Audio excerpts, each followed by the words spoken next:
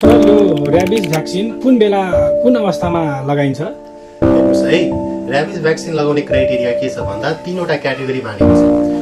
एक यो क्याटेगोरी 2 मा चाहिँ के भनिन्छ भन्दा यदि तपाईलाई कुनै एनिमल जसले र्याबिज भ्याक्सिन क्यारी गर्न सक्ने एनिमल हाम्रोतिर अझै एक्सपोजर चाहिँ हामीलाई कुकुर मेन गरी यदि तपाईलाई त्यो एनिमलसँग एक्सपोजर भएको छ, एक्सपोजर भन्नाले त्यो एनिमलले तपाईलाई चिथारेको छ अथवा तपाईको शरीरलाई लिक गरेको छ, तपाईलाई पहिलादेखि अलिकति एक्सपोज्ड वुन्ड थियो, त्यो बेला यदि लिक गरेको छ त्यो बेला तपाईलाई ब्लिडिङ नभए पनि खोप लगाउनु पर्छ।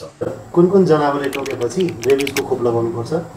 जनावरहरू मध्ये विशेष गरी चाहिँ अब यो घरपालुवा जनावर हैन, अब घरपालुवा जनावर र जस्तो अब के भन्नु, अब कुकुर भयो, बिरालो भयो, अनि अरू गाई, अनि त्यसपछि स्यालहरू भयो। अब जङ्गली जनावरहरूमा पनि जस्तो अब बाँदरहरूले टोक्यो भने पनि, अनि त्यसपछि अब फ्याउरोहरूले टोक्यो भने पनि रेबिजको भ्याक्सिन लगाउनु। यो रेबिजको खोपको तालिका चाहिँ के हो?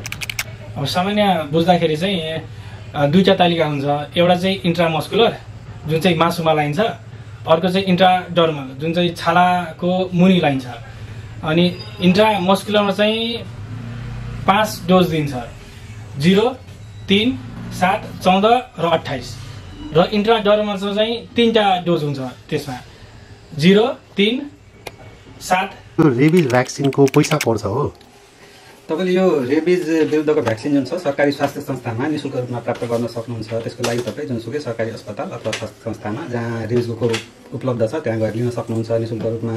तर अब त्यही खोप तपाईँले प्राइभेट हस्पिटल अथवा कतै लिनुभयो भने त्यसको लागि प्रत्येक मात्राको लागि तपाईँले 400 देखि 800 रुपियाँसम्म। यो रेबिज खोपको कम्प्लिकेसन चाहिँ के हुन सक्छ? जस्तै यो रेबिज खोप लगाउँदाखेरि त्यस्तो खासै कडा खालको जटिलताहरू त्यस्तो केही पनि देखिँदैन।